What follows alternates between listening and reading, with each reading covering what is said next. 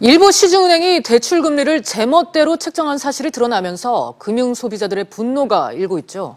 금융당국은 최근 5년치 부당 이자를 환급하고 소비자들의 금리 산정 내역서를 제공하는 등 대출금리의 투명성을 높이는 방침인데요. 이인철 참좋은경제연구소 소장 모시고 자세한 얘기 나눠보도록 하겠습니다. 소장님 어서 오세요. 이 고객의 소득이나 담보 등을 이제 조작해서 대출금리를 더 받는다. 이 정말 황당하기 그지없는데 이번 일을 어떻게 보셨습니까? 혹시 은행에 대출 있으세요? 있죠. 있죠. 예. 저도 같은 하우스 푸어로서 정말 화가 납니다. 방송하다가 욱할지 모르니까 좀 중간에 알겠습니다. 주저를 좀 부탁을 드릴게요. 네. 은행권의 이 도덕적 해이가 그동안은 사실은 의구심만 있었지 확인되지가 않았습니다. 대출해줄 때 내 이자 얼마나 내는지 통보받고 정말 꼬박꼬박 매달 월급에서 정말 통장을 스티지 빼갔단 말이에요. 네. 근데 이 금융감독당국이 지난 2월부터 5월까지 석 달 동안 시중에 9개 은행을 대상으로 전수조사가 아닙니다. 일부 영업점에 한해서 조사를 해봤더니 이 대출금리를 부당하게 올려받은 되면서 이제 적발된 사례가 수천 건이다. 은행명을 공개하지 않고 있고요. 그 은행마다 어떤 은행이 몇 건인지 정말 내가 대상인지 모르고 있다는 그렇죠. 게 더 끔찍한 일이고요. 네.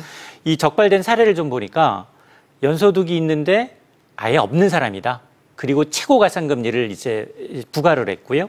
또 하나는 담보가 있는데 담보가 없는 것처럼 신용대출처럼 또 최고 금리를 입력을 했다는 겁니다. 네. 자, 수천 건의 이런 부당 이자 수취 행위가 발생을 했는데 이게 과연 영업점 직원의 입력 실수다? 네.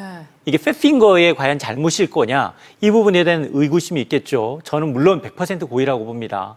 금융감독당국도 이 부분에 대해서는 지금 여러 지점에서 동시 다발적으로 너무나 많은 비슷한 사례가 발견됐다. 이거는 단순 실수나 이렇게 보기보다는 좀 고의적인 어떤 시스템적 문제가 있는 게 아니냐라는 거고요. 또 금융감독당국은 이렇게 되면 이게 이제 9개 은행의 문제가 아니라 국내 한 20여 개 은행이 있습니다.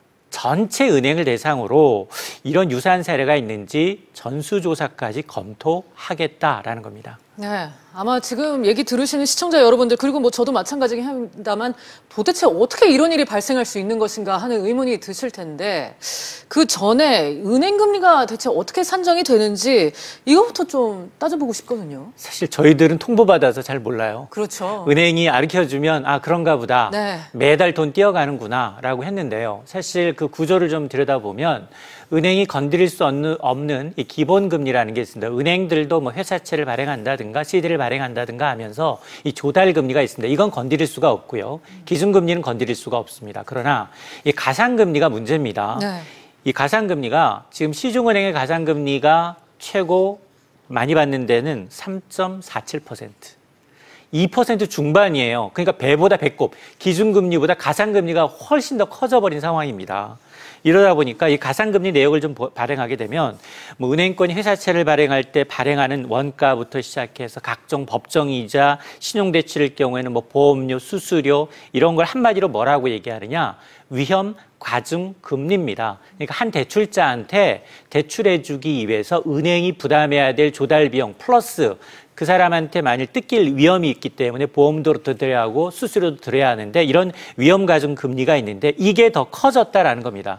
배보다 배꼽이 더 커졌다라는 거고 그리고 문제는 이런 가산금리를 책정하는 그 방법도 굉장히 은행마다 다 다르지만 굉장히 은행마다 깜깜이로 주먹구구식으로 하다 보니까 정작 대출자에는 어떤 대출 이자에 어떤 가산금리가 붙었는지 전혀 공지도 하지 않고 알려주지 않고 있다라는 게 더 큰 문제입니다. 네, 소장님 말씀에 참 공감이 가는 게 이 가산금리라고 저도 취재할 때 보면은 가산금리를 도저히 알 수 있는 방법이 없습니다.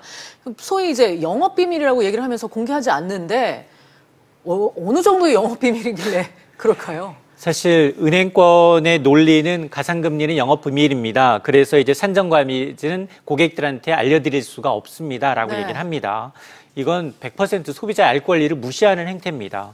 적어도 대출자 본인에게는 이 가산금리 산정 내역 그리고 산정 과정을 이제 굉장히 설명해 줄 의무가 있습니다. 네. 그래야만 내 한 달 동안에 자금을 가지고 어떻게 이제 이자와 원금을 갚아야 될지 짜게 되는데 늘 깜깜이로 대출자는 사실 은행에 대해서 늘 의리했습니다. 의리다 보니까 은행이 대출이자 얼마입니다. 가상금리 얼마고요. 대신에 통장 카드를 발행했을 경우 가상금리 몇 프로 빼주겠습니다. 그리고 자동이체 몇 건 이상일 경우에 몇 프로 빼주겠습니다. 이런 것만 설명을 했지 정작 중요한 가상금리가 왜 대출자 본인한테 이만큼 산정됐습니다는 얘기를 하지 않고 있다는 거예요.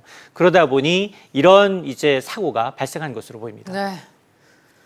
지난해 은행들이 벌어들인 이자이익만 해도 37조 3천억 원이라고 합니다.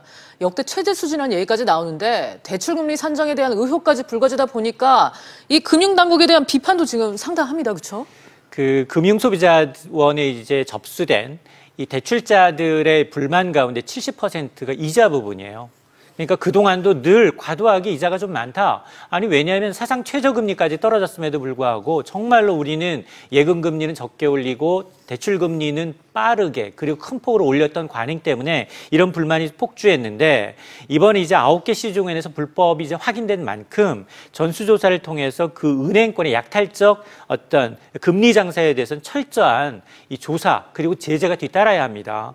사실 지금 혈세가 투입됐거든요. 은행권 한 곳도 지금 국민의 혈세가 투입되지 않은 곳이 없습니다. 그렇습니다. 그럼에도 불구하고 정작 예금과 대출 마진의 어떤 차이만을 갖고 정말 이제 땅 짚고 헤엄치는 식의 너무 쉽게 이제 돈을 벌고 그것들도 이제 고객들한테 정작 고객들한테 덤터기 이자를 씌우고 있다라는 부분은 과연 이게 은행이 사상 최대 순익잔치로 이제 성과급 잔치 할 만한 내용인가 정말 비판받아야 마땅하고요. 그리고 잘못 거둔 이자에 대해서는 전액 대출자들한테 환급을 해야 합니다. 네, 일단 은행들이 부당하게 높여서 받은 금리에 대해서는 환급이 결정이 됐습니다. 그렇죠? 환급도 결정을 하긴 했는데요. 여기도 네. 두 가지 쟁점이 있습니다. 네. 일단 뭐냐, 금융당국이 과연 이번에 전수조사가 아니었지 않습니까? 은행들 자체적으로 전수조사라는 겁니다. 셀프 조사한다는 거예요. 네. 금융당국이 물론 인력이 많이 없다는 건 인정을 합니다. 그런데 과연 셀프 조사로서 정확한 조사 결과가 나올까? 그러게요. 애매모호한 건 감추겠죠. 네. 정말로 확실히 이 증거 있는 것 외에는 나오지 않을 가능성이 있고요. 또 하나는 이 채권 소멸 시효가 있습니다. 대출 관련 자료 5년치거든요, 최대. 네. 그러면 과거 5년 대출자에 한해서만 부당수치 이자에 대해서 돌려줘야 한다? 이것도 잘못된 관행이랍니다. 그 사이에 2천여 건, 수천 건의 이제 잘못된 관행이 드러났는데 그 이전에 과연 굉장히 투명하게 잘 가상금리가 책정이 됐겠느냐? 누구도 납득하기 네. 어렵다라는 점 꼭 간과하면 안 되겠습니다. 금융당국의 수사 의지에 분명히 이제 이런 드러나야 될 대목입니다. 네. 아니 지금까지 숨겨왔는데 스스로 전수조사 한다고 해서 뭐 이거 제대로 된 수치가 나오겠습니까? 뭐 의심스럽긴 한데. 자, 이번 사건을 두고 단순 실수냐, 조직적으로 이제 조작을 한 거냐, 뭐 이런 논란이 많았거든요. 아까 소장님은 조작인 것 같다. 거의 저는 100% 확신합니다. 네. 왜냐하면 연봉 8,300만 원인데 입력 실수로 소득이 없다, 제로다. 은행이 제1금융권이 소득 없는 무직자한테 대출을 해준 적이 있나요? 아마 단독 취재감입니다. 근데 정말 대출 서류 한 개만 빠지더라도 갔다 와라. 다시 서류 준비해와라. 재방문해라.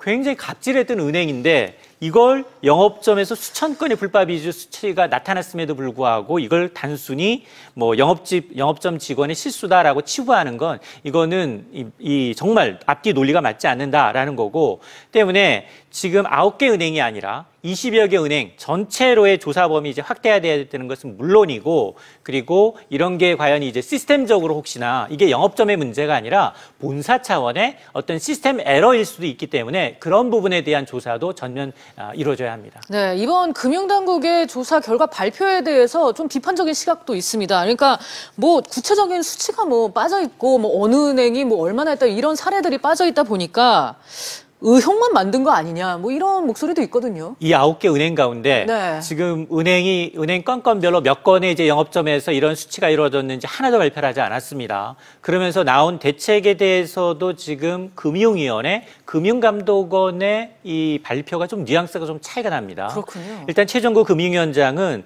이번 사건은 광범위하게 일어난 일이 아니다. 라고 하면서 오히려 제도 개선을 추진하겠다? 이거는 좀 제도 개선 쪽에 초점, 소비자 보호 쪽보다는.